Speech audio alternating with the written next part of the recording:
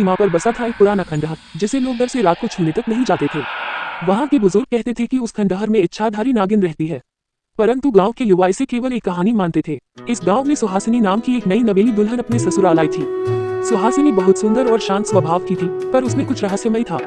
वह हर रोज सूरज ढलने के बाद अकेली गांव की झील की ओर जाती और घंटों वहां बैठी रहती।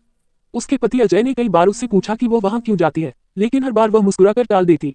एक दिन अजय के मित्र रोहित ने उसे सलाह दी, अजय, तुम्हारी पत्नी का व्यवहार सामान्य नहीं है, उसे एक बार छुप कर देखो, हो सकता है कोई बड़ा राज छिपा हो। अगली रात अजय चुपचाप सुहासिनी के पीछे पीछे झील तक गया। उसने देखा कि सुहासिनी झील के किनारे खड़ी होकर मंत्र पढ़ रही थी। अचानक वह अपने असली रूप में बदल गई, एक विशाल इच्छाधारी नागिन।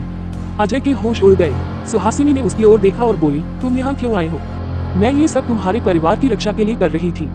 अजय ने घबराते हुए पूछा, तुम कौन हो और ये सब क्यों? सुहासिनी ने बताया, मैं एक इच्छाधारी नागिन हूँ, लेकिन पिछले जन्म में मैं इंसान थी। एक साधु के श्राप के कारण मुझे ये रूप मिला। मुझे उस श्राप से मुक्ति पाने के लिए किसी परिवार की सेवा करनी थी।